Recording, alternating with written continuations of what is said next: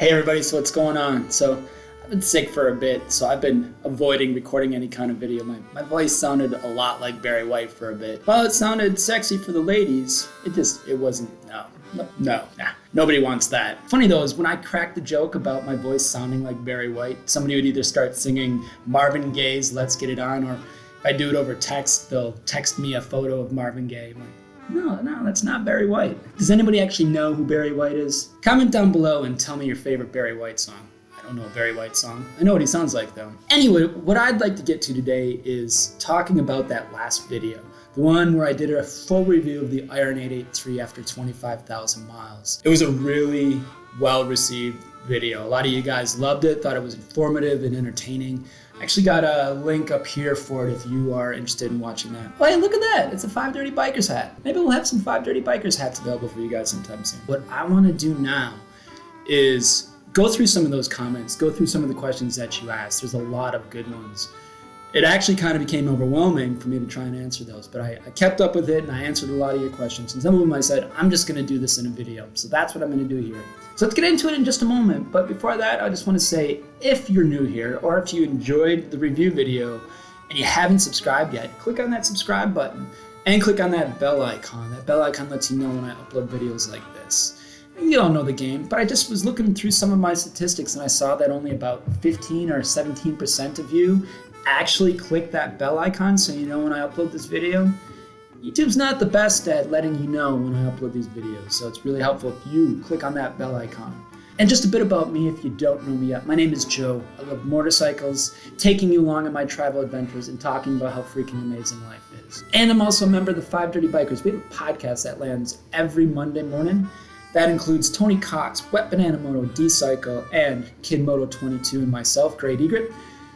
It's a lot of fun. We have a lot of fun. And we branch out quite a bit. We talk more than just motorcycle. So check us out every Monday on your favorite podcast getting site. All right, let's get into some of these questions here. All right. Pick some good ones. So obviously I got to pick my favorite one here. It's from Dennis Frampton. Wow. He kind of wrote a novel here. But actually he's the reason why I chose to do a video, because he asks a lot of great questions here. So let's break this freaking novel down. Now, Dennis asks a lot of great questions here, and I'm going to get into each one of them just because there's such good questions, and I know some of you out there have the same questions. But I want to start with his comment regarding my review video. It's pretty meaningful.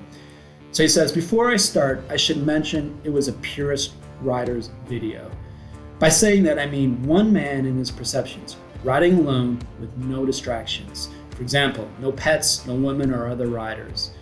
Until the odd breakdown, that is. The major benefit for us, meaning you, the viewer of that video, is we learned from your misfortune and now know how much tensioning, meaning torquing up the bolts, goes into those vibrating horses.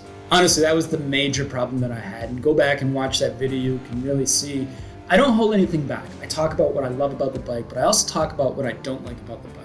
And hopefully a little bit of that is beneficial for all you viewers. So Dennis goes into his first question here. Would you even consider adding an oil catch can? Yes, this is something that I've been putting off, Dennis, for quite a while. Talk a lot about how that oil mist pools up. And I'm going to get into a little bit and how that, it's actually how the Evo is designed. And a lot of people are confused that the Harley is leaking. It's not leaking. I'll get to that in just a second in another question. But the fact that oil mist pools up and starts spraying all over you and the bike, a lot of people don't like that. And it's not fun for some, and an oil catch can is probably an ideal thing to do, and it's probably something that I'll do. I've been putting it off for way, way too long. I'll definitely add an oil catch can there. So Dennis goes on to ask, 170 pound plus 80 pounds of gear. So he's 170 pounds. When traveling, I had about 75 to 80 pounds of gear. So that's why he uses those figures. So basically Dennis is asking here, 170 pound rider, carry the one. So if you take everything else and subtract it, the oils, the fuel that's filled up in the tank, everything else, probably handle about 400 pounds, roughly. So Dennis, you and your gear, that's about 250 pounds. So you're well below that weight limit.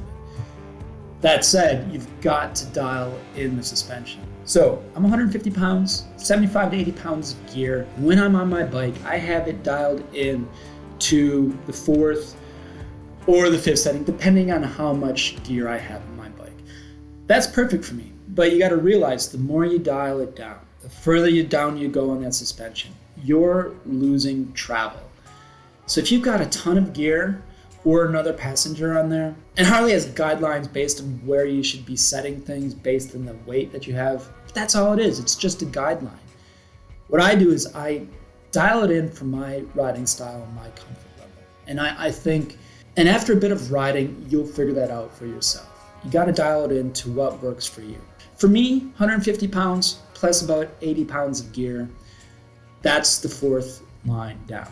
That works for me. And that leaves me just enough travel to make it comfortable. Now, again, comfort is a relative thing to what you're used to. For me, riding that bike, I was completely comfortable on. But I'm somebody who's taken a bicycle and ridden across the country on it.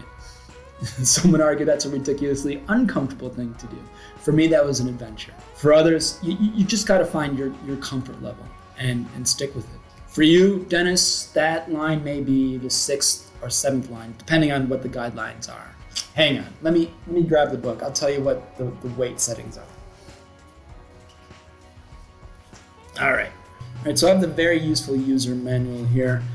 And for a 180-pound rider with 80 pounds of gear extra on it, and I'm looking at a chart here in the user's manual. On here it says the 7th. Now for me, 150-pound rider with 80 pounds of gear should be set at the 6th. I was comfortable setting at the 4th mark, and I rode the entire Route 66 trip that way. Again, you've got to find what works best for you. Here's another question that Dennis asked: are there any weak spots in the frame that may need periodic inspection? No, that frame is solid. It really is. It's designed for that bike. It's designed for certain specifications. In the 2.5 years that I've had that bike, I've not experienced any issues with the frame at all. It's a solid frame. It's well constructed. Here's a really good question. So he asked, does that mid-size windscreen cause buffeting? And then he asked, if so, is it much of a concern on long journeys? Again, this is comfort level. If you want a long answer for this really good question, upper right corner here, I have a complete long-term review video of the Memphis Shades Del Rey Sport Shield. I love it. I love having it on there. Now, is the shield for everybody? No, it's like a lot of things in motorcycling. You gotta figure out what works for you. I'm 5'10" and I have a 31, maybe 32 inch inseam. Inseam doesn't matter as much. It's your ass to your head height and how you ride, where you're sitting. And that's gonna determine where that wind is gonna hit you. So you want the top of that shield at eye level. And I say this in that review video. For other people who have a longer torso, that windscreen might not work for them. The only time I had any issues at all with buffeting, and it wasn't a huge issue, was when I was riding down I-40 in Texas and New Mexico and Arizona, where the wind was really, really strong, especially passing trucks, because that wind circulates all around coming off semi-trucks, and that wind does funny things around semi-trucks.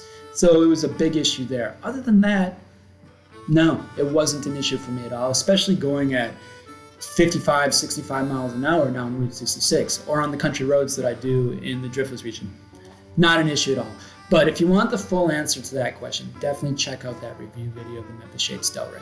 All right, let's move on to his next question. All right, cruise control, heated grips. So these are things that they're luxury items. Are they necessary? For me, no. These are all personal preference.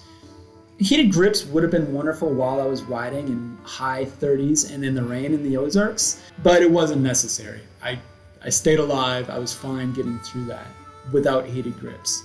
Cruise control, for my riding style, cruise control is not necessary.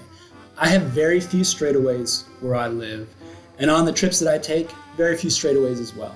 Riding in the Driftless region where I'm swerving all around, or along Route 66, I'm changing my speeds quite often. In those areas, I'm often shifting between 3rd, 4th, and 5th gears, high in the rev range, so I can get that bike to do what I want it to do. Cruise control, for me, not necessary.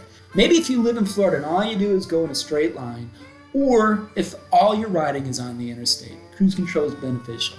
But maybe you want to step up to a different bike that's specifically for that type of riding. Maybe you want to step up to a 1200 or maybe even a bagger.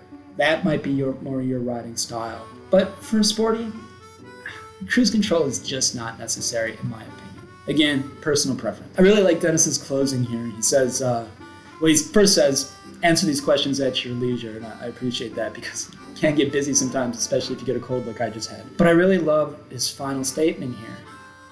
So the journey is just so much more the primary experience for him. And that's what the Route 66 trip was about. Yeah, I started in Chicago. Well, technically I started in South Central Wisconsin, went to Milwaukee, then to Chicago. But all intents and purposes, I started in Chicago, rode to Flagstaff, and then rode back.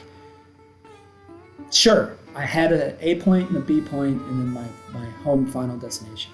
But honestly, it was the journey along the way.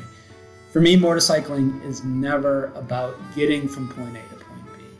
And I think that's the case for a lot of you. It's about that journey in between. And that's what makes riding a motorcycle so sweet.